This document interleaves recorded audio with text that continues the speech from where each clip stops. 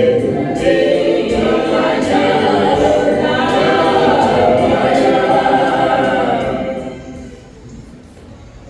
kuNkulunkulu kweliphezulu nokuthula emhlabeni abantu abathokozelwa nguye Yesu Kristu inkosi. Ngiyabonga-ke kakhulu uNkulunkulu ukuthi uphinde wasihlanganisa namhlanje wasigcina wasilondoloza udumo lonke silusa kuyena lumfanele longobizo lenkosi lisho uma ku-115 verse 1 udumo lwakhe ngeke alucazelane nomuntu udumo lwakhe yena yedwa siyamdumisa siyambonga kakhulu.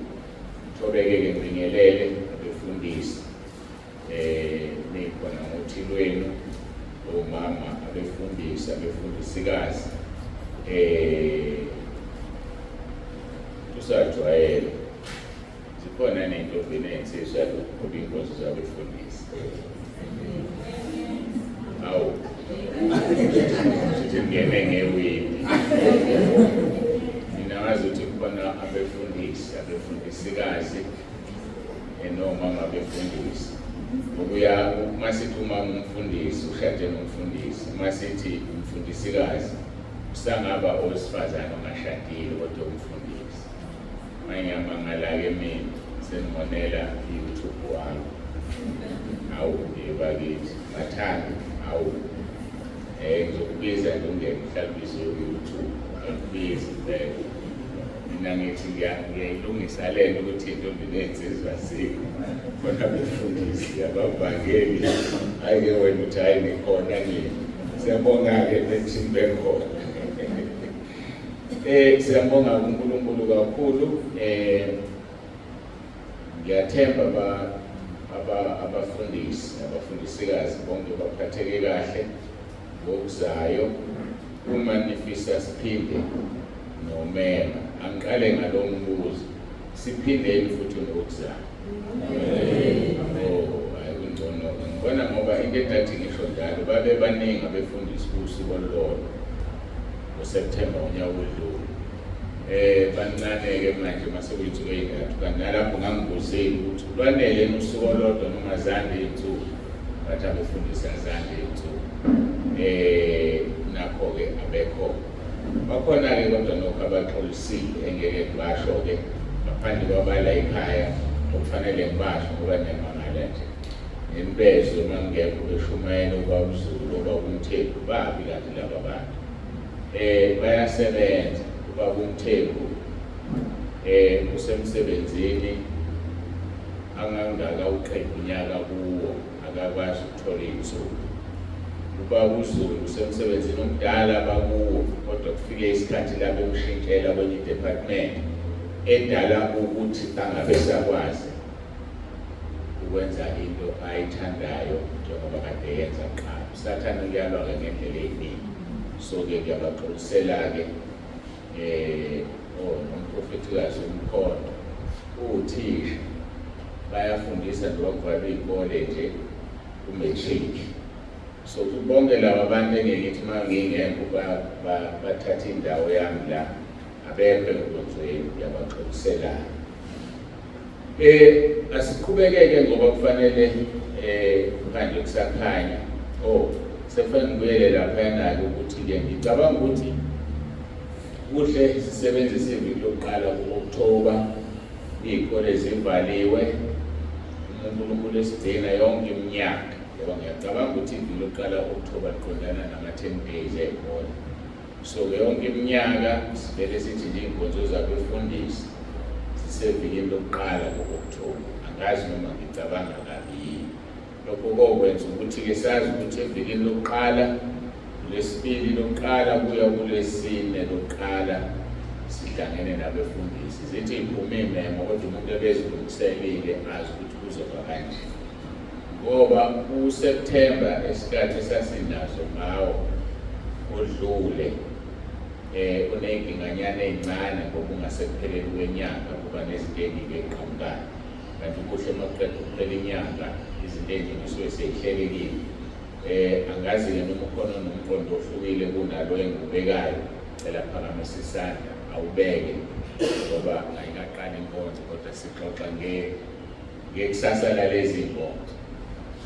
Khona nomqondo ohlukile ubona ukuthi azibe ngesikhathi esihlukile inkonzo.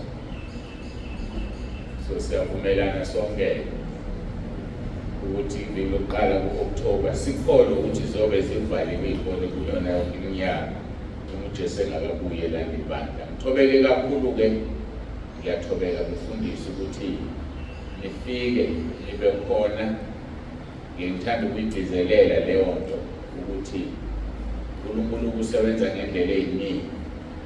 Mangaphazami sekwiminyaka emithathu noma u-4 akubeke enhliziyweni yami ukuthi kufanele sibe ney'nkonzo zabefundisi. Ngokuye kwafika i-COVID-ke kwabambezeleka kwayilokhu nalokhu ekubeke ngaphambi kwe-COVID sekwenzekileke. Nokuthi-ke ngiyathanda ukuthi ngigcizelele ukuthi ngi-aware kungabi bikho odidekayo, ngoba mhlawumbe abanye ababefikile badidwe into eyodwa yokuthi awuyena lo usebekobani phezulu ukuthi usiphethe yini. Cha, angiphethe umfundisi mina, angiphethe muntu. Bayazi-ke abangena entabeni yendlu kaJehova ebandleni ngeke bakhulekele ngithi Nkosi anginalo ibandla ngoba ibandla lathi ngokwesiphambanweni. Ngiyacela ukuthi ubabhale kwi-register yakho esezulwini. Okokuqala lokho, into edala lokho ngeke kusize ukubhala abantu kwi-register yasemhlabeni ngoba ikhaya lethu selidlaleke ngendlela emangalisayo. Le nyanga ephelile besovula i-branch eMthatha, okusafanele ineswe ikhule.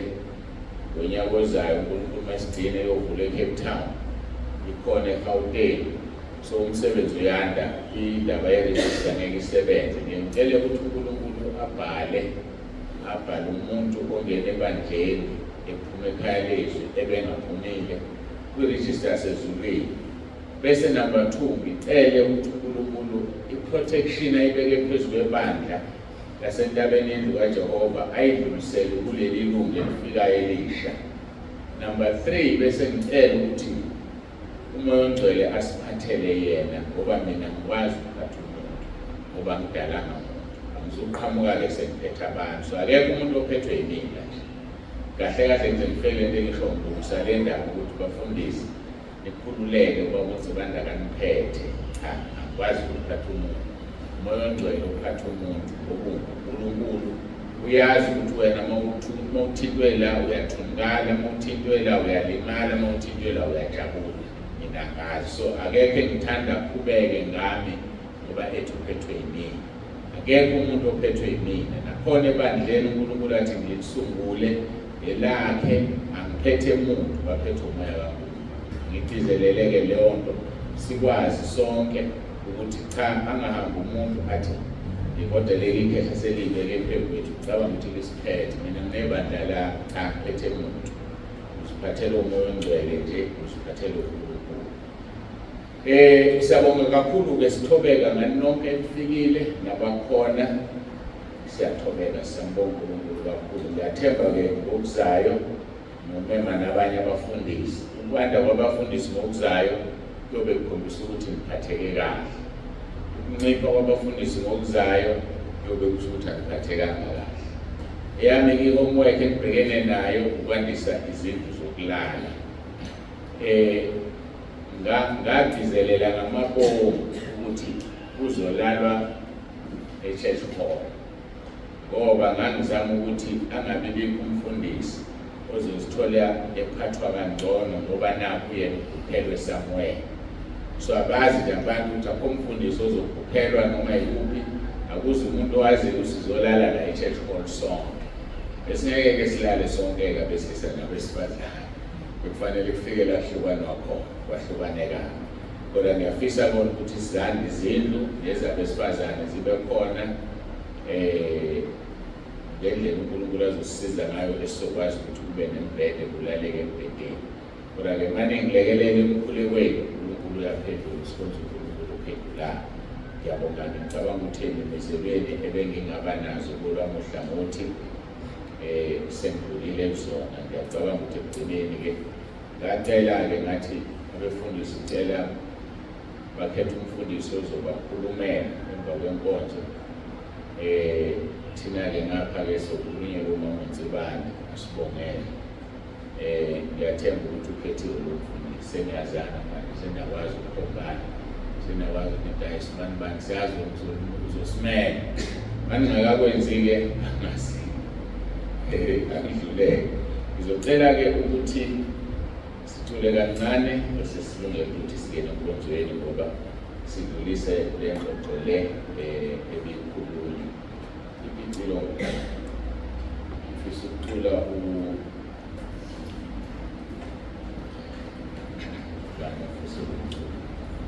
121. Siqonda ekhaya lethini na masengathi ngalothula asikhona ngapha sombonale sohlala noJesu kude yebo bakithi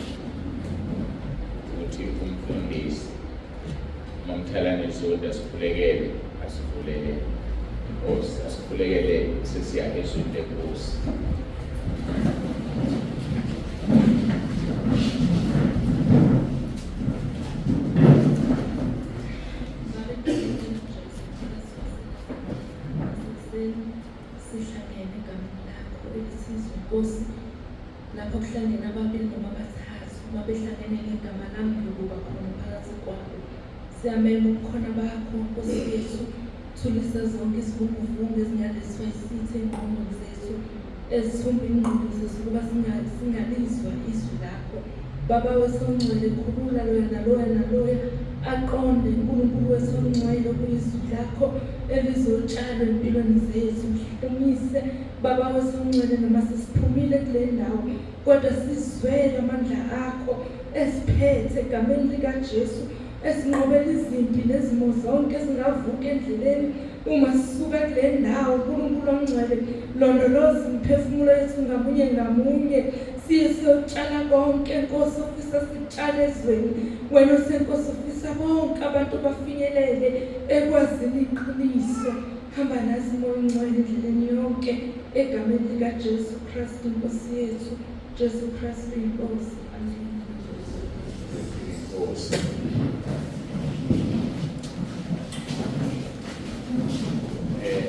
Siyabonga uNkulunkulu ukuthi ngibonutshale hamba ngaphandle kuza umusala yamdlulisela ibhanoyi lakhe eliya ePretoria uyogibela e-airport. Ngicabanga ukuthi ugibelele eShaka, uthe kufanele ebesuka ngalesi sikhathi ukuthi ibhanoyi lingamshiyi. Siyamdlulisela kumfundisi uJali wasePretoria, usibambele ibranch laphaya, usehambile ukuba aphuthume ibhanoyi lakhe.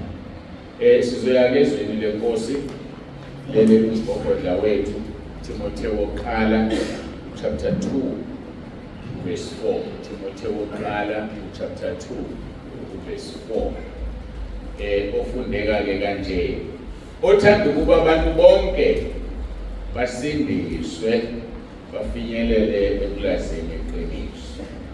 uNkulunkulu wethu esimkhonzayo, icebo lakhe bonke abantu basindiswe, ngoba sesiyinzalo yesono, safa noma yebo safa kwelikamoya ngesikhathi uAdamu noEva bedla. Ngoba inyoka iyakhohlisa, uSathane ungumkhohlisi. Umuntu okhohlisayo uqamba amanga, lithi iBhayibheli ungumbulali. Kusho njalo uJesu kuJohane chapter 8 verse 44 uthi nifuze uyihlo uSathane waba ngumbulali wabantu basekuqaleni. Ngoba ngesikhathi eqamba amanga wababulala abantu. Wathi uNkulunkulu bangadli kulo muthi, uma bedla nokudla bayokufa. Afika inyoka, uSathane ecashe kuyona, wathi uNkulunkulu uyazi ukuthi uma nidla kulo muthi niyofana naye, ngakho-ke ngeke nife. Kanti uSathane usenyameni, njengoba esenyokeni, uNkulunkulu wayesho ukufa komphefumulo. So-ke umuntu oqamba amanga ubulala umuntu kumoya. So-ke ufuzuyise uSathane. Ngakho-ke uNkulunkulu-ke usenzela indlela ngoJesu, ngoba ethanda ukuba bonke abantu basindiswe. Thina-ke siyicebo lokuthi bonke abantu basindiswe. Job 42 verse 2 othi ngiyazi ukuthi ungenza konke, alinakuvinjwa icebo lakho. So-ke kufanele sihambe nalama vesi amabili, sazi ukuthi uNkulunkulu angenza konke, icebo lakhe alinakuvinjwa muntu. Izolo-ke sidine sikhuluma sithi icebo likaNkulunkulu liyizwi lakhe uqobo. Uma selikhulumile uyalilinda, usho njalo uJeremiah 1 verse 12. Uma selikhulumile izwi lakhe uyalilinda ukuba alenze. Noma ngabe yiliphi elikhona la ezweni, uyalilinda ukuba alenze.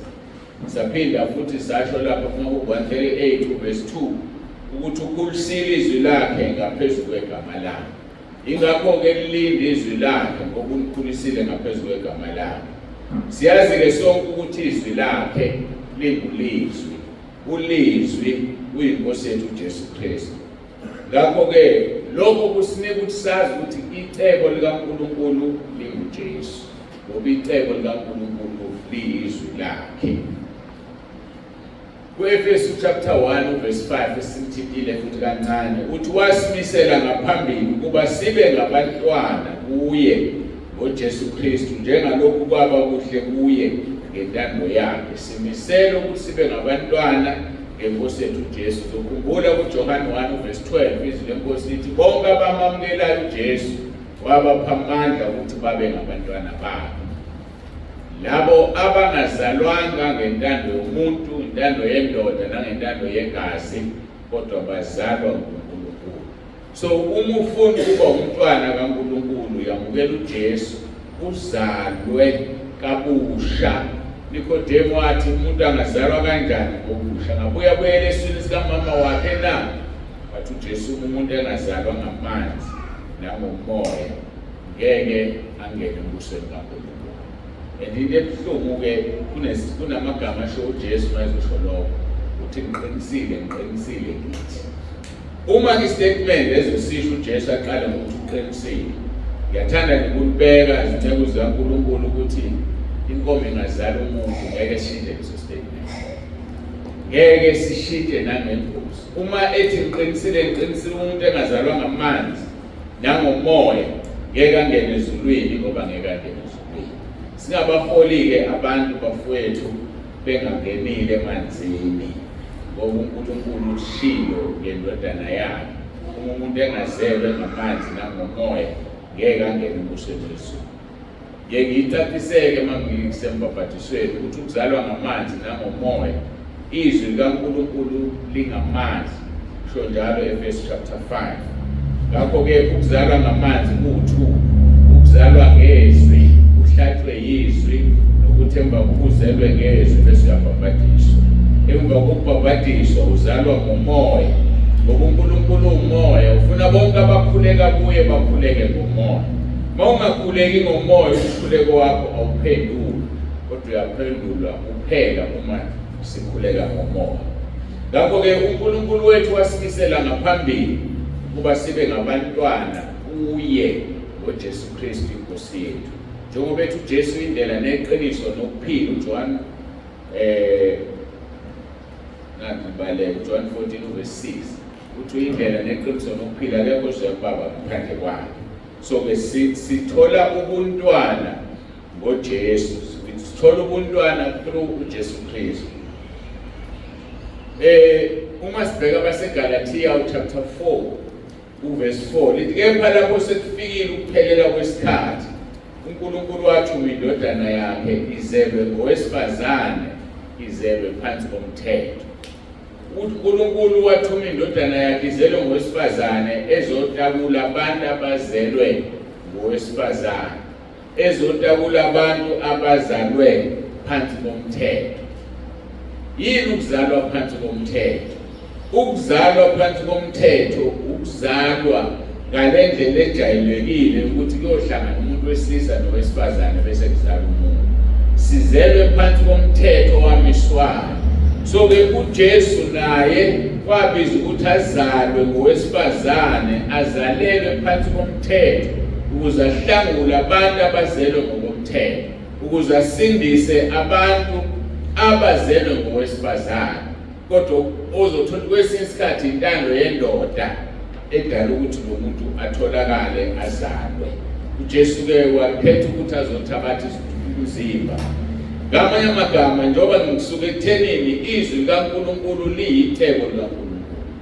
Izwi lingulizwi, ulizwi uJesu, uJesu yitheko. So uJesu waba yitheko likaNkulunkulu ukuthi kuzohlangulwa thina esizelwe ngomthetho. Ngeke ngayithinta-ke kancane ukuthi njengoba kuthiwa uJesu uzelwe ngowesifazane, uyena yedwa ozelwe ngowesifazane ngaphandle kwendoda. Okwathi uNkulunkulu mayijezisa inyoka wathi inzalo yowesifazane yothoboza ikhanda lawo. Abaningi bazi ukuthi lapho uNkulunkulu wayekhuluma ngoJesu.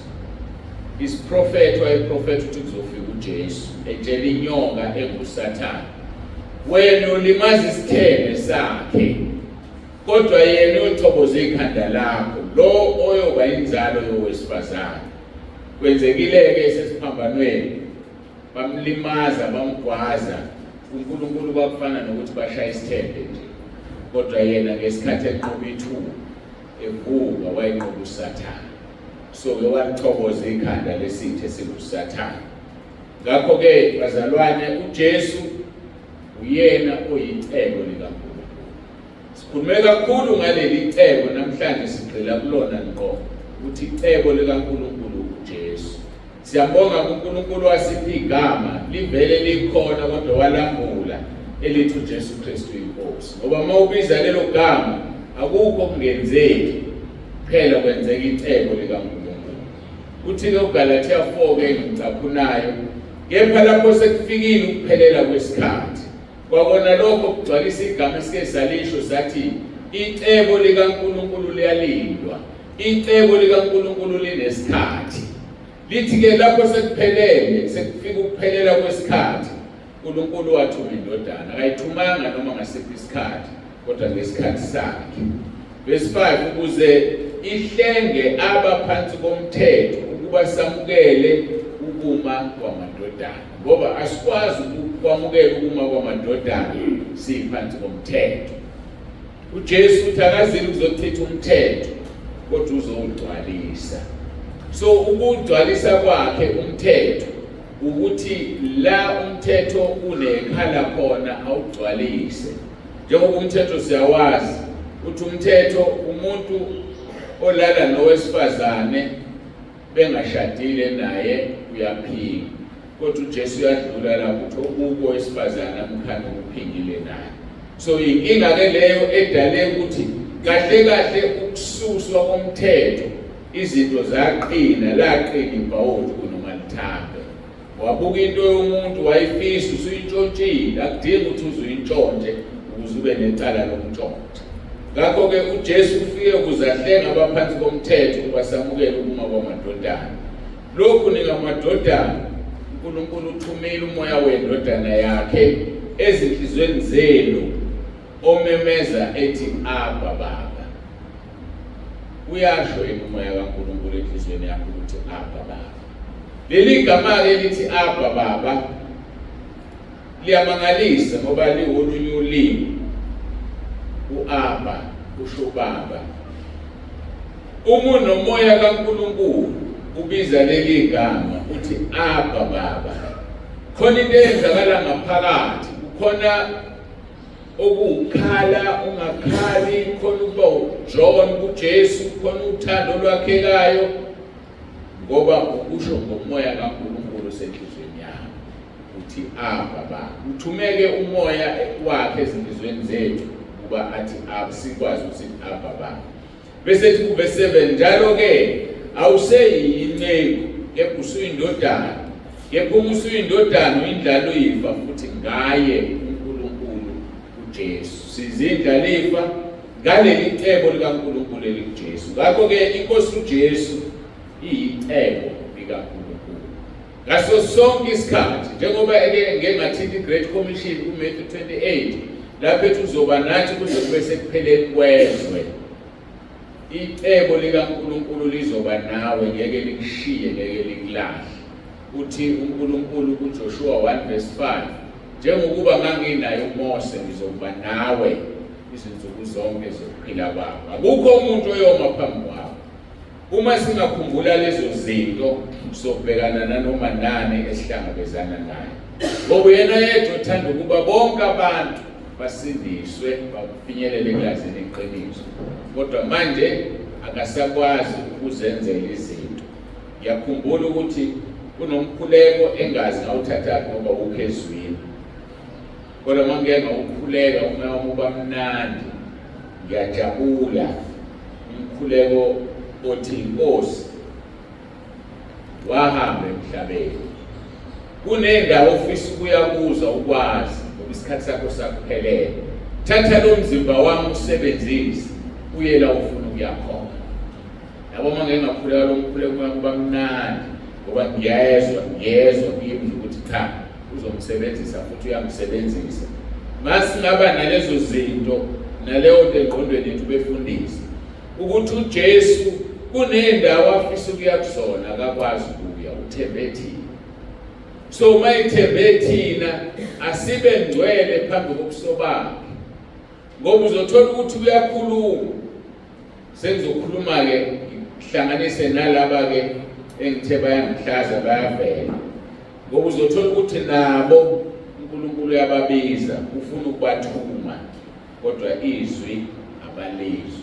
Nginenkinga yokuthi uIsaya yini indaba lezizwe esethethelelwe na. Laqala ngaleso sikhathi noma lalivele likhona engalizwa ngenxa yesono. Khumbula uIsaya chapter 6 ethi ngabona uNkulunkulu ngonyaka wokufa kwenkosi uHosiya. Uthi ngambona uJehova yena maserafu ngiyadlula ke lapho. Emva lokhu siyazikhalela ukuthi maye mina ubonile uJehova ngoba ngindebe zami zingcolile ngihlezi phakathi kwabantu abandebe zingcolile. Wayevuma isono sakhe lapho uIsaya ukuthi unolimo olubi, mhlawumbe unenhlamba, mhlawumbe uyahleba, whatever akakwenza ngomlomo wakhe wathi indebe zakhe zingcolile.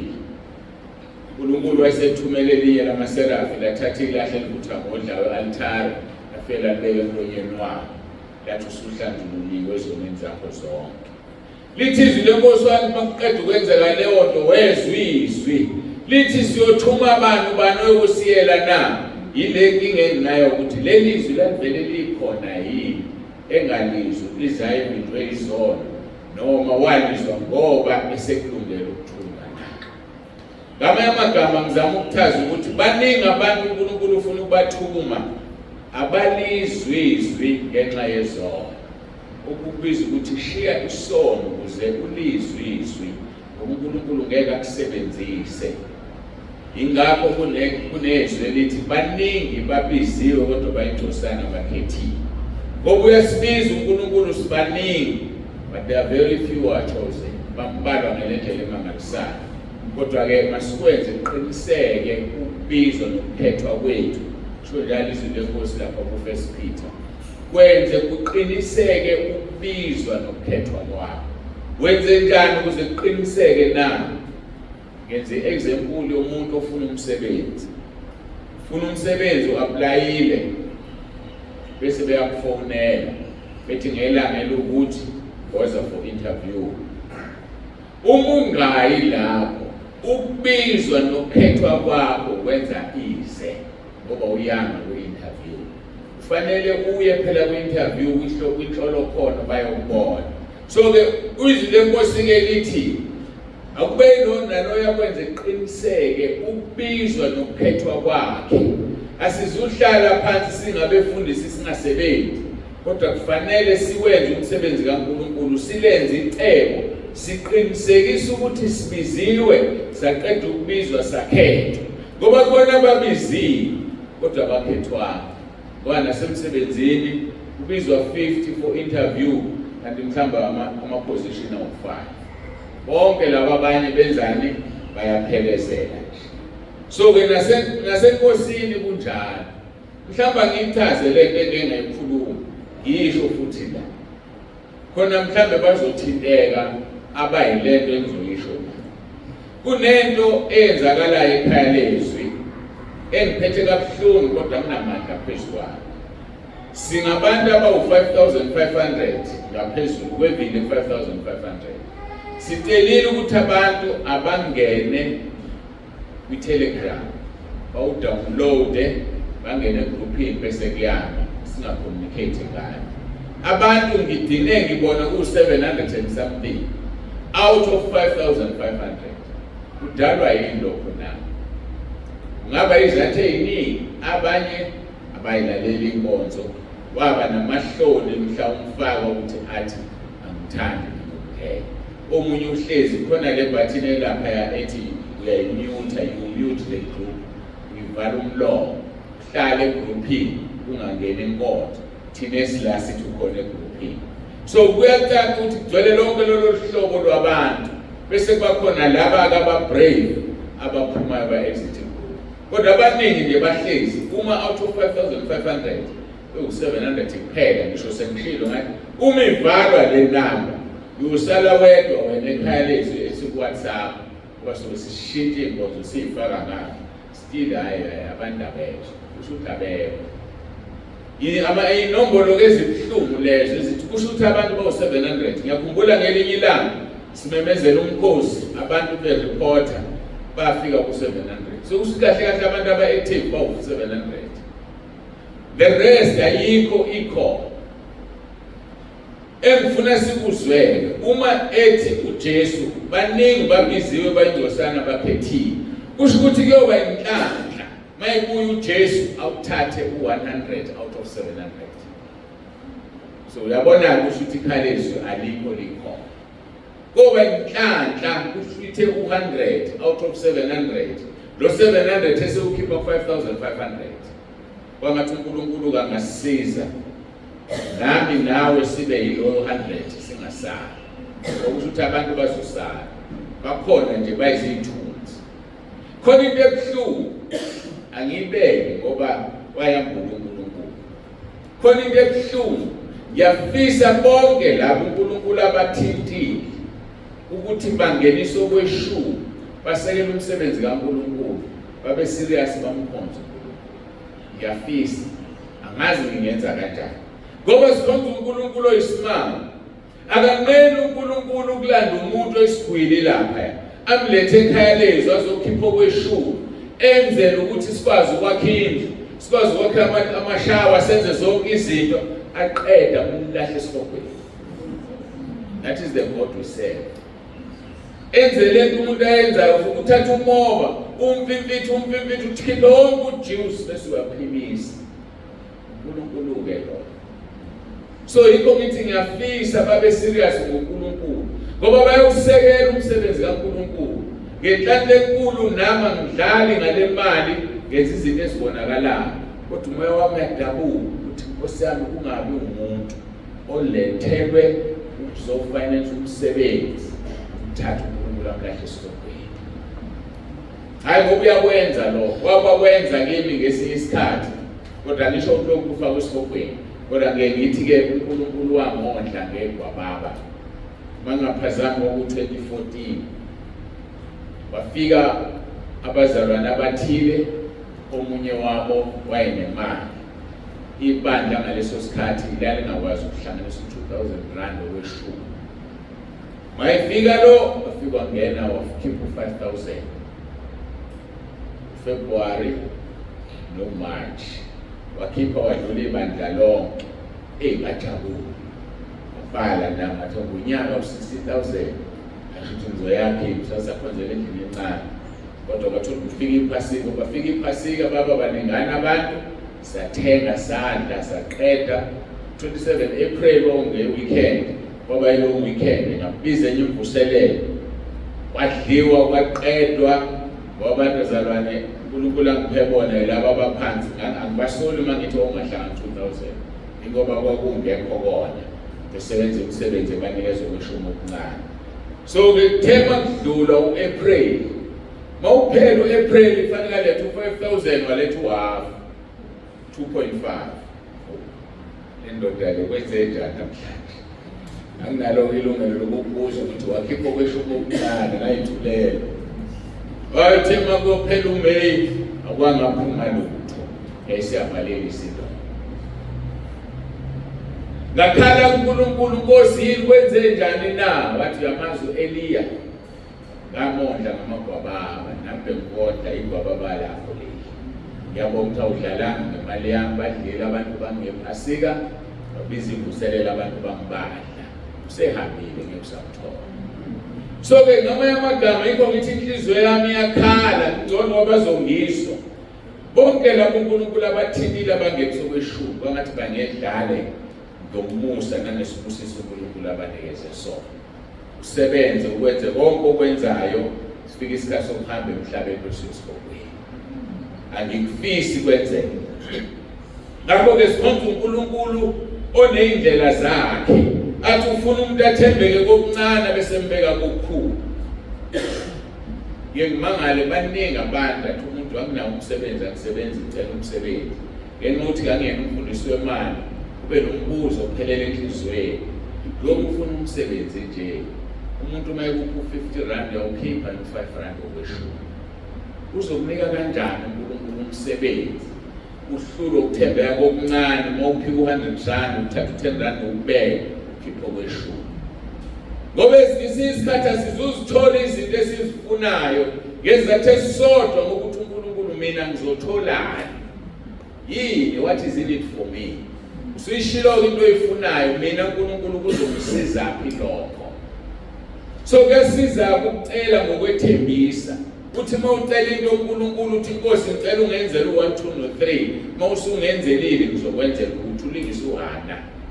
Ulungise uJeftha. Yamazi uJeftha kubahluleli. Bathi mayithunywa ukuthi ayobulala ehola abantwana baIsrael ebonye wabahluleli. Eyisaba lemba yakuyona wathandaza wathi Nkosi ngicela ungenze nginqobe. Uma ungenze nganqoba, okokuqala kuyophuma endlini yami ngokunikela kuwe. Umdedela uNkulunkulu wahamba wanqoba. Wabuya uJeftha. Manje aqhamuka vele kuphuma indodakazi yakhe. Yona yodwa enganena ikhenye intombazana. Awuthi mayifika kuya vele akhala kodwa mntanami ile nto ngenza yona na. Ngenza isithembiso kuNkulunkulu. Yazi uma uyifunda le ndaba iyajabulisa. Ibe nenjabulo indodakazi ithi baba ungakhathazeki. Ukuthembisa uNkulunkulu wenza. Babusisiwe abantu abanezingane ezikwazi ukuthi zisiza abazali baliqiniswe. Kuthiwa emva kwalokho yahamba intombazane yathi baba ngicela ukuthi ngolilele umntombi bami. Ngaze ngahlala 3 months ngithatha abangani bami.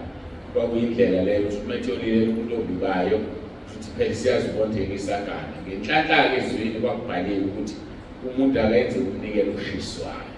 So kusho iyavele understanding ane sengizothathwa ngiyohlala ethempelini ngiyosebenza. Nembala-ke uqeda 3 months nabangani bayo ilele umntombi bayo yahamba yayohlala ethempelini. So-ke kunjalo nje wanikela kanjalo uJeftha. Kodwa ngifuna ukusho kunezinto uNkulunkulu angazenzi ngokuzibuza ukuthi uma sengimenzela usibanibani mina ngizotholana. Yini engizothola? So khumbula-ke asithembisi uNkulunkulu bese singafezi. Into esiyithembisayo kufanele sifeze. Sikhuluma-ke ngoJesu eyicebo likaNkulunkulu. Ngoba kwizenzo 4 verse 12 lithi izwi lenkosi ayikho insindiso ngomunye. Ngokuba likho futhi elinye igama phansi kwezulu elinikezwe ebantwini esimele ukusindisa ngalo. Sisindiswa ngaleli gama. Ayikho insindiso ngomunye. Ngamanye amagama uJesu uyicebo likaNkulunkulu.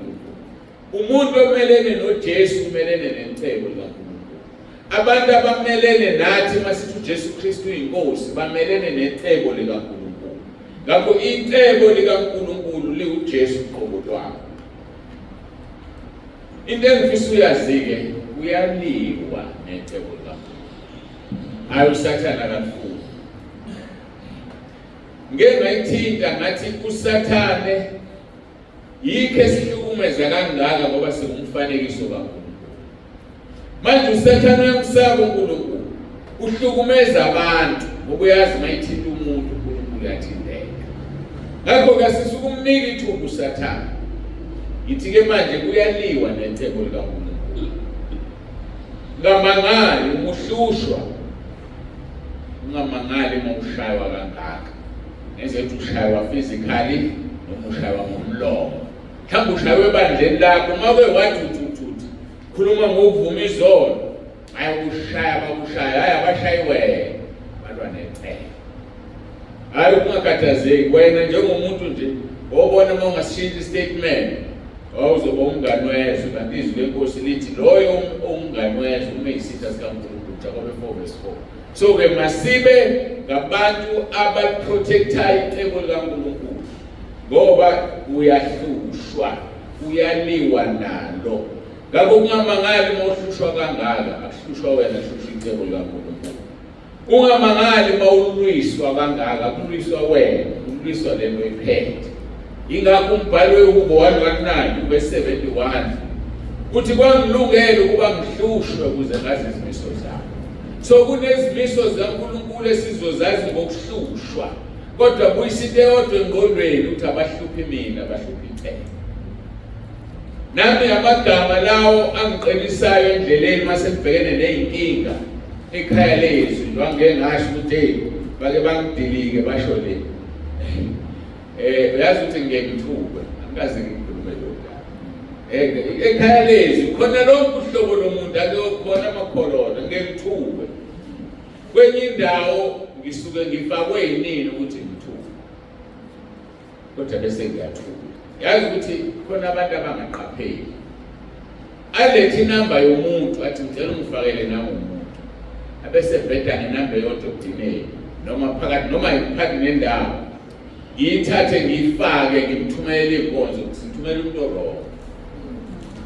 Awuzitshela wena nje uma ungathola usikhamba uthola inkonzo ezingaka ususe groupini ungakazi utshelwe lutho ngayo ungakholwa awuthuka intaba bavele bangithuka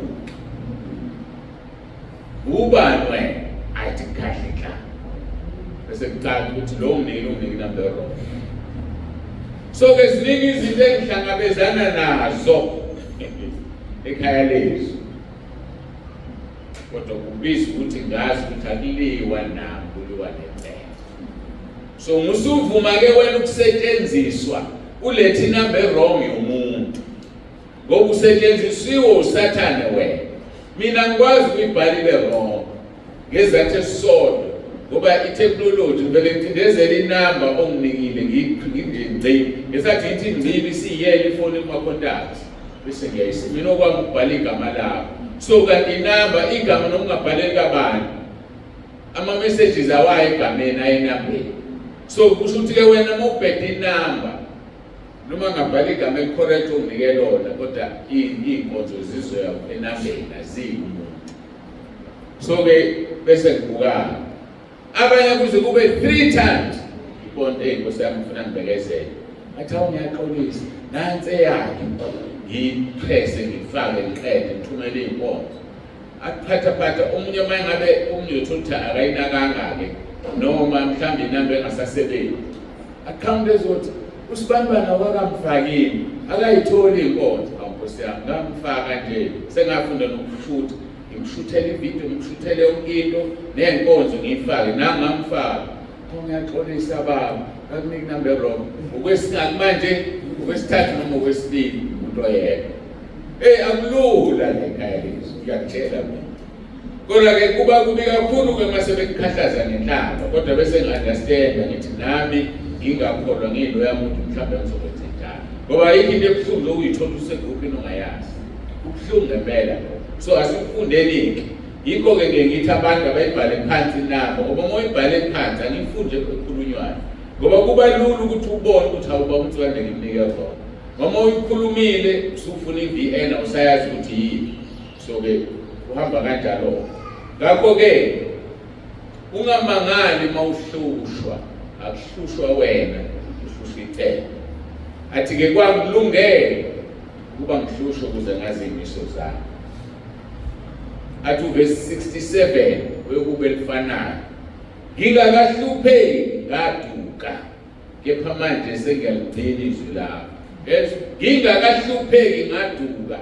Yingakho uJesu ekhuluma amagama amangalisayo uma uJohane ethi abafundi bakhe esengenongabazi ethambani nombuzo ukuthi uye yini noma kusekhona esimlindele. Athi uJesu hambani uJohane amehlo embumbutha avulele iy'thuluzi yezo akubala bese uzodinga ngokuthi abampofu bayalamukela ivangeli noma abampofu bayasindiswa ngoba abampofu banenhliziyo ethambile bayashumayezeka kangcono kunesigwili. Ivangeli lingena kangcono kumuntu ongenamali kunonemali. Khumbula uJesu wathi kulukhulu ukuthi isitebi singene ezulwini kungangena ikamela nentundla yenalithi kunokuthi isitebi singene ezulwini. So ke uNkulunkulu isikhathi esiningi mayisibiza usibizela abantu abahluphekile bese kubizwa ukuthi ke nawe yehla ubasize makunento uNkulunkulu akunikeze yona uzokukhuphula ngesikhathi esifaneleyo. uNkulunkulu wethu ke esimkhonzayo bazalwane usebenza kanjani. uNkulunkulu wethu ulishunyelwe ivangeli kwabampofu. Mawugijima kulaba yabaphezulu hayi ungahlube nenkingi noma kuzokubiza ukuthi lishintshe ivangeli ufakwe inkomo uxhunywe inwele ubekelela izinga labaphezulu kodwa usekho uNkulunkulu mawusebenze njalo ususukile ngoba kusho usufuna imali vele banemali bazonikela hawo bazobe bakusukele bethe le moto umfundisi wethu ayisimthengele imoto bavumelana mhlawumbe emunye leshawo 5,000 phuma imoto ka2 million 3 million hayi uzobusa emhlabeni kodwa ngidabuka ezulwini usukhale kunaphakade. So ke bafowethu icebo likaNkulunkulu lithi masihlupheke kahle kwangilungele ukuba ngihlushwe bengazi izimiso zami. So uthi verse 67 ke ngingakahlupheki ngaduka kepha manje sengiyalidila izwi lakho ngiyazi ukuthi izahlulelo zakho zilungile nokuthi wangilaya ngokuthembeka. Siyahlupha isiZulu la. Cela lo verse 75 ngimusho ngesingisi. I know, O Lord, that your judgments are right and that in faithfulness you have afflicted me. In faithfulness, ekuthembekweni kwakho ungihluphile.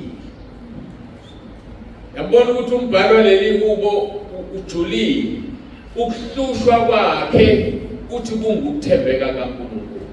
Ekuthembekeni kwakho Nkosi ungihluphile bese lithele izulu ke wangilaya ngokuthembeka. Dalithi basikhomkhele izinto lapho. So ke in faithfulness you afflicted me. So umuvelelwa izinto ubothi ukuthembeka kaNkulunkulu. Shonelwe ingane uthi ukuthembeka kaNkulunkulu. Shonelwe unkosikazi uthi uNkulunkulu uthembekile. Shona indoda uthi God you are so faithful. Uzombona uNkulunkulu uzokwenzela izinto ezinhle. Kwenzeka kuJobe mawufunda uJobe chapter 1 verse 8 no verse 3 ka chapter 2 uJobe. Lapho uJobe kwathi sekwenzekile konke. Wathi ngafika ngize nokuyela ngize. Ngoba uNkulunkulu ungihluphile through Satan wathi Satan. Uyibonile inceku yami engcwele ekhona emhlabeni yami. So ke ukuhlushwa uNkulunkulu yena ebejabula eqhoshela uSathane kodwa ubuhlungu kuza kuwena. Wena bese uthini uthembeka kwakho Nkosi. Ukholwa kuyona encane. Bakhala abafundi mofunda uLuka 17 verse 5. Bathi abafundi Nkosi yandisa ukholwa kwabo. Kwangathi umuntu nomuntu angakukhuleka lo mkhuleko. Nkosi yandisa ukukholwa. Ngoba uthi uJesu ubuza bona abafundi. Noma ke wavela wasukeleka la ngisakhumbula kahle. Uthi uJesu umuntu eqhubekisa abuye athi ngithethelele. Aphinda ukuqhubekisa abuye athi ngithethelele omxolele. Ngisho noma ukwenzeka sikhombisa ngosuku thethelele. Wena bangaki obabalelayo. Awuyazi wena uyahluka. Lokwenzana nento eyodwa njalo. Ujawula uNkulunkulu esekubalela nawe. Ethe yazi ukuhlulwa isona esisodwa sekuphathele wena. Kumele sibaxolele sibathethelele bathi mabezolokhu abafundi bathi Nkosi yandisa ukukholwa kwethu. Ngoba kunezinto esingeke sizenze ukukholwa kwethu kuncane. Ngiyadlula ke ngithi icebo likaNkulunkulu likudalela izitha. Icebo ke likaNkulunkulu lelo. Mawenza izinto zikaNkulunkulu abazalwane baphume bandleni. Yazi ukuthi mangakutshela isimanga leli banda mhlawumbe ngabe linamalungu agijima lapho 2000 3000 afika every Sunday. Mangibala kusukela saqala. Abantu abafika kanye la. Fika umuntu ehlobile yonke lento. Afika abuke endlini ade ngilahlekile. Thwale kwaze wathwala nengane yakhona. Hayi futhi asihlolutho. Kodwa siyazi nje ukuthi simgcinile. Hayi ngaphinda buka. Uma ebuyile, undile, wafaka kahle walunga, wafanele ibandla. Hluphekile ke loyo konke emlethini. Hayi bafika inqwaba abantu befika behamba. Bahanjiswa nje ukuthi uThemba ibheka wathi awu. Bakithi ngaze ngafika kubantu abayisidala. Kanti thina ezulwini sibakhulu. Ngakho ke asilimeleni iqiniso bafundisi. Singaphonzi imali noma ungasala ebandleni ungenabantu. Kodwa mozongena nabawu2 nomngene nefamily yakhe ezulwini uNkulunkulu. Ngoba manje masifuna abantu ngeke kulunge. Ngeke thiye mina ngiyambonga uNkulunkulu owangisiza. Wangibiza kade sengisebenza yonke leminyaka ngaretire wangibiza. Ngoba konke nginakho uNkulunkulu wakwenza ngakusebenzela. Mhlawumbe kube ngasheshe ngabizwa. Ngabe nami ngayithola sengihlezi ibandla la ngifuna imali, ngifuna imoto ezinhle, ngifuna umuzi omuhle. Ngoba phela iqala lapho lo ndaba. uthatha inkinga zakho uyineke kubazalwane. Mina akangifundisa uNkulunkulu ukuthi cha, mina ngisebenzela ifeme enkulu, angiqashiwe umuntu. Hayi, angiqashiwe umuntu. Qashiwe uNkulunkulu. Mangifuna into ngiyophansi ngedolo, angeke. Ngiyakhumbula esaqala ukusithuma sehla senyuka nomama. Ngithi Nkosi uzobona ukuthi unginike imali ukuthi wena ungithumele endaweni ethile. Hayi uyazi Nkosi ukuthi imali anginayo. Makuwena ungithuma ngizobona ngemali. Ngibona imali eseyiqhamuka sembona uyena ngempela. Yena ngempela. So uNkulunkulu ke unjalo. Icebo likaNkulunkulu lidalela izitha. Bonke abecebo likaNkulunkulu bavukelwa izitha. Joseph wavukelwa abafowabo. Bavuka abafowabo kwanezitha endlini kayise ngenxa yecebo likaNkulunkulu. Yazi abafowabo bamzondela into eyodwa ukuthi ngamaphupho nje amabili abalwayo awaphuphe baphethe. Ngokwakwaziwa vele sosikhathi ukuthi into oyiphuphile izokwenzeka. Akusakhuluma ngokuba namhlanje asadayi utho usathana. Bamzonda bambiza ngenyanga yamaphupho. Ezondelwa icebo likaNkulunkulu. Genesis 37 verse 4 no verse 11. Kuthi abafowabo babona ukuthi uyise umthanda kunabo abafowabo bonke. Khona bamzonda bengenakukhuluma kuye ngokuthula.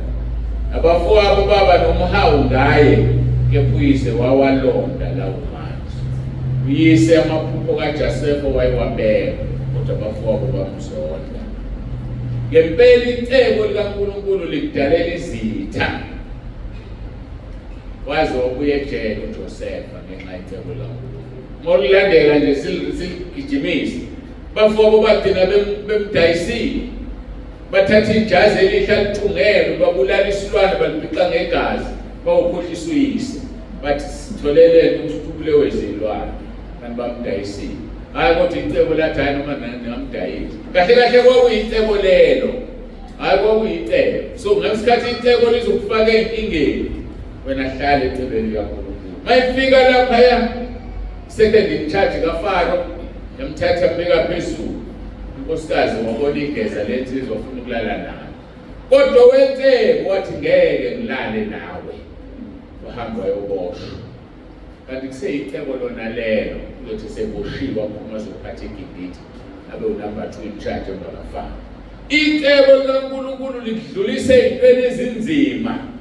Kodwa mawungowecebo hayi bazolwa nawe ngabawenzeni. Hayi usathana uzokhathala. Ake sihlaleni kuyini icebo likaNkulunkulu. Icebo likaNkulunkulu lidalela izitha. OPaul baboshwa benoSila. NoPetro baboshwa ngenxa yecebo likaNkulunkulu. Nase siyihlobanyana. Icebo likaNkulunkulu liyabaqhelisa abantu.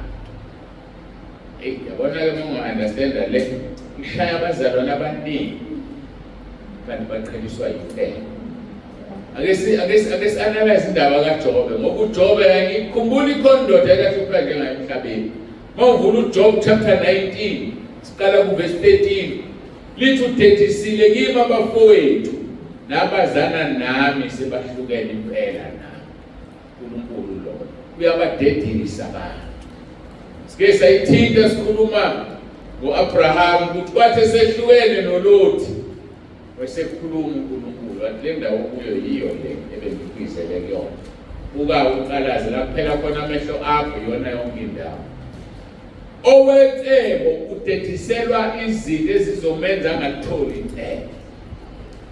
Athi verse 14 kaJob 19 izihlobo zami zingishiyile nengazana nabo bangikhohlile. Kaningi la ekhaya izindaqhamuka ukuthi abantu sebeqhelile kimi. Naye mase beqhelile ususendleleni right. Thola ivangeli langempela ke. Athi nabazalwane ngisho ebandleni engikhonza kulona ngithi hayi phela ukuthi bayasho. Imibandla lakho khonza kulona lingenaye uJesu. Wena ufika unoJesu bayasho. So yazi namhlanje ukuthi icebo likaNkulunkulu liqhelisa abantu. Masibheka uMathewu ngiyabuya la kuJobe. uMathewu 10 verse 34. Uthi uJesu lingasho ukuthi ngize ukuletha ukuthula emhlabeni. Angizange ukuletha ukuthula kepha inkemba. uthi yebo ngize ukuphambanisa umuntu noyise nendodakazi nonina nomalokazana noninazana nezitha zomuntu kuyokuba ngabendlu yakhe. Amazwi kaJesu aphuma emlonyeni wakhe athi verse 37 nothanda uyise nonina kunami kangifanele nothanda indodana noma indodakazi kunami kangifanele. Nansi into esiqhubeka kuyo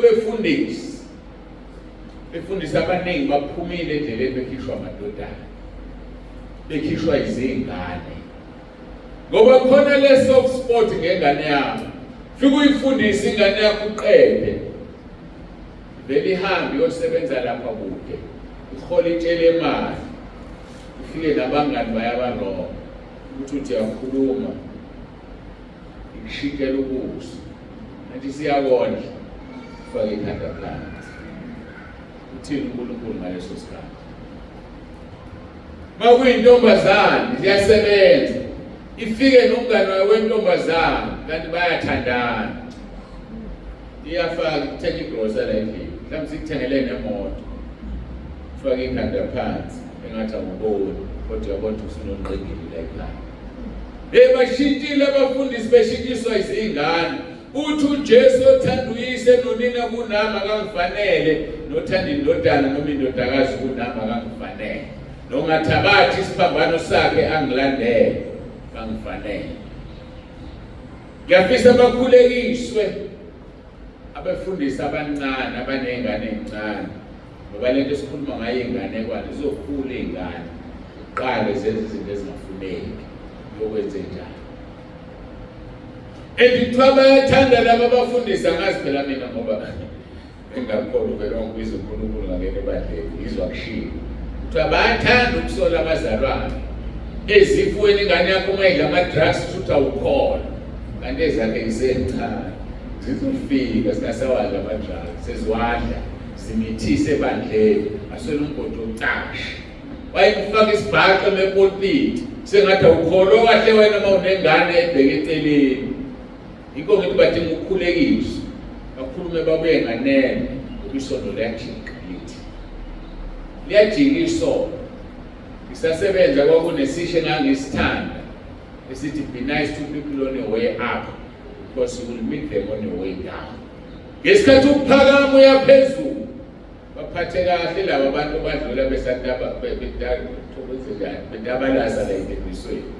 Phela sinawo amandla ngokufana namandla wena qala uyakhuphuka mase sibeka ukukhushula emsebenzini ukukhushula ngesikhathi ukukhushula usubabukela phansi ubadelele laba bantu ngoba uzothi usuphezulu wenza iphutha elincane utshontsha imali wenze lokho bese uyaxoshwa. Hayi laba bebekhuphuka kancane basakhuphuka baya lapha wena usekho. So be nice to people on the way up because you will meet them on the way down. So ke bafowethu asibaphathe kahle abazalwane sazi ukuthi inkinga ezibehlelayo nami ziyeza kimi mase zifikile kimi ngizokwenza njani. Bakhulekise bathandazise kuma problems ababhekene nawo ngoba usathana akabi nabo ulwa necebe elibekwe kubona nawe futhi uzobelwa necebe elikuwena usubukela ke phansi umuntu okuliwa naye ngoba nawe kuyeza. Asibuyele lapha yana kuJobe.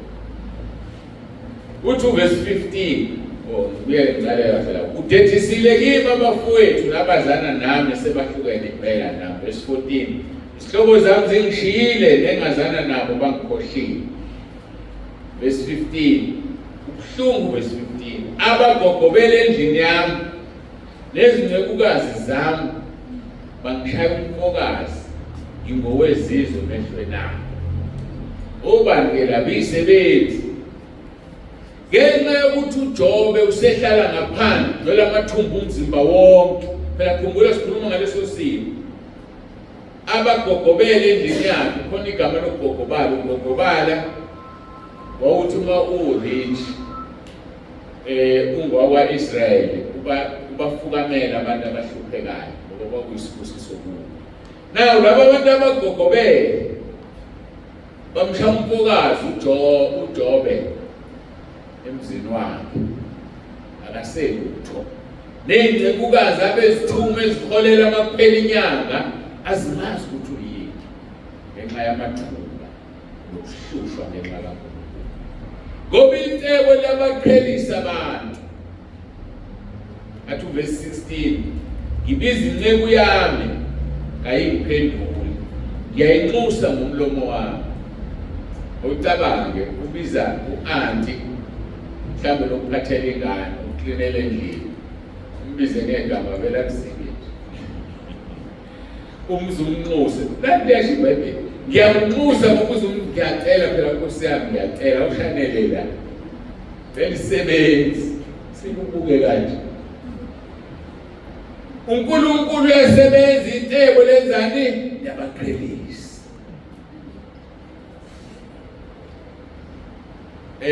Athi verse 17, umoya wami mubi kumkami, ngiyanuka kubantwana besisu sikamama. Ijulile umoya wami mubi kumkami. Yini esuyenze uzuza umoya womuntu ukuthi umubi na? Usuke nangane niqabulana. Yabona mase uthi uyasondela, ufuna ukuqabula nkosikazi wakho, ajisa umlomo abhekele. Yilento yenzeka kuJobe. Hey, verse 17 uphile. Umoya wami mubi kumkami. Ngiyanuka kubantwana besisu sikamame, abafowabo bakaJobe nodadewabo abamfuna uyanuka. Uzone sobani uzokade ubani, wena umkakhe uyamnukela. Icebo likaNkulunkulu liyabaqhelisa. Wena yothi into ufuna uyi-understand icebo likaNkulunkulu. Athi verse 18, yebo nezingane ziyangidelela uma ngivuka sikhuluma ngami. Iziphi lezi ngane ngoba ekaJobe zifile na? Ezali abantu abagogobelela ekhaya. Yabona usudelelwa yingane. Uze uma uxosha umzali naye ufanele uxoshe. Uthi ingane zenjani ziyamdelela. Zivuka zikhulume naye. Ayikwandile endaweni enzima uJobe. Kodwa icebo likaNkulunkulu. Athi verse 19, ababeyizifuba zami bayanengwa yimi, laba ababengithanda bayanengwa yimi. Sebeqala bakhipha imfihlo oyikhuluma, banengiwe kuwo ababeyizifuba zami, ngoba icebo liyabaqhelisa. Understand icebo likaNkulunkulu noma umsebenzi wakho wokufundisa usinda uyowenza ngoba icebo liqhelisa abantu. Lo qhelisa nokuthi uhambisana nabo ebandleni, kanti uNkulunkulu usefuna ukusebenza, ukhipha abantu abanguluzayo, ukhipha abantu abona ukuthi bazokuphazamisa. Vuma uzokulethela abantu ozokwakha ngabo ibandla. Icebo lidiliza izindonga. Ayikho into emaphambi kwawo. Indonga yaseJeriko zawa. Ziwiswa into eyodwa la sekufikile icebo likaNkulunkulu. Hayi abana mase kufikile kuyindonga. Ayizadilika. Mayechaza kumaHebheru 11 verse 8 indaba yokuwa kwendonga lithiwa ngokukholwa izingane zaseJeriko zawa sezizungezwe insuku eziyisikhombisa. Khona ukuthi udongo lingawiswa ukuzungeza. Alu. Kodwa ngoba kwakuyicebo laselifikile icebo lethi Joshua sungeza indonga 7 times zawa. Hayi mase kufikile icebo kuyindonga. Icebo alivindwa lutho. Asikho isikhwama, akekho umthakathi, noma amanga akhulunyiwe, noma uzungu, noma intaba engavimbi icebo likaNkulunkulu. Hayi mase kufikile. Yabona ke lafika ulwandle lovele lwaqhela. Anguma mase kufikile icebo, ayikho into engasuki. Icebo likaNkulunkulu. Ngofunda uMark 11 verse 23 ka 24. Uthi uJesu uqinisile ngithi kini lona loyo uyakuthi kule ntaba nqubuleka uphonse kolwandle engangabazi enhlizweni yakhe kepha ekholo ukuthi lokho akushoyo kuyenzeka kuyoba nawo ngoba unani unecebo phakathi. Ngakho-ke ngithi kini konke nikukhulekelayo nenikutelayo kholwani ukuthi nikwamukele niza kuba nabo. Icebo likaNkulunkulu alivinjwa lutho. Icebo likaNkulunkulu liyakuphakamisa. Hayi liyakuphakamisa icebo likaNkulunkulu. Ngofunda mahubo 91 verse 4. Ngenxa yokuba namathele kimi ngakho ngiyakumkhulula, ngiyakumphakamisa ngokuba elazi igama lami. Hayi namathele ecebeni lizokuphakamisa. athi ngale kuPetro uNkulunkulu uyamelana nabazindlana kepha abathobekile ubaphumuza. Thobeka akuphakamise ngesikhathi esifaneleyo ngoba icebo liyakuphakamisa. Icebo leyivula iminyango evaliwe bese liyakuphakamisa. Alikhishwa nebhadi nokhondolo nesiqalekiso esingavimba icebo likaNkulunkulu. Mose umzalwane othi hayi mina ukhondolo lasekhaya ukuthi ngoba ukho ecebweni. Mawusathi hayi ugogo wakhuluma wathi mina ngeke ngithola abantwana nabo ngisabatholi ngempela ngoba ukho. Ngoba yikho into ekhulunywe umuntu eyomelana nomuntu wecebo. Ngoba icebo livula iminyango evaliwe. Labantwana mkhamba bathole nje ngoba ukho ecebweni idinga icebo likaNkulunkulu. Icebo likaNkulunkulu linamandla. Lavululwa bawena bangena emlilweni langena nabo. Sezizini insuku enuku Lazaro lathi icebo Lazaro vuka lavuka wavuka Lazaro. Ngoba icebo likaNkulunkulu akekho omelana nalo. Nawe ngisho sebekudelile. Mhlawumbe uhambile endleleni washayela umfundisi. Kodwa ngifuna ukutshela ukuthi uma uzithoba phansi kwecebo uzovuka. Uvuka abantu bamangale bethi sasithi kuphelile usibanibani. Kanti cha kuphelile ngomuntu wecebo. Icebo lenza uMaria wakhulelwe engayazi indoda. Hayi ngoba icebo ayikho into engaphambi kwecebo likaNkulunkulu. Akukho kungalivimba athi uLuka 1:37 ukuba kukho lutho lungenzeke kuNkulunkulu. Icebo lelo. Icebo alivinjwa nayizifo. Alivinjwa nawukugula, alivinjwa nawukuhlupheka. Sengeke ngasho la ngenisa uJoseph ejele. Paul noSila bese ejele lavula iminyango. Ngisho mina icebo. Bese kuba nombuzo kuRoma 8:35. Ubani ozakusahlukanisa nothando likaKristu na? Noma ukuhlupheka, noma ukubandezeka, noma ukuzingelwa, noma indlala, noma ukuhambaze, noma ingozi, noma inkemba na? Hayi ngoba uma unecebo lezinto ngeke zenzeke. Athi verse 37 kepha kukho konke lokho siyanqoba nokunqoba ngwasithandayo. Siyanqoba nokunqoba ngecebo. Verse 38 ngiyakholwa ukuthi nakufa nakuphila nazingelosi nababusi nakho kukhona nakho kuzayo noma namandla nakuphakama nakujula nanwenye edaliweyo akuyiba namandla ukusahlukanisa nothando likaNkulunkulu olukuKristu Jesu. Uthando likaNkulunkulu olusecebeni likaNkulunkulu. Uthanda ukuba bonke abantu basindiswe bafinyelele ekulazini iqiniso. Baba umfundisi uNdongolo ucela ukukhuleka sesifike emaphethelweni enkonzo. Phakamise izwi Baba abasenze ukungena la kule sipho. Phakamise isandla kakhulu bakhona abantwana. Bamazi bakhona.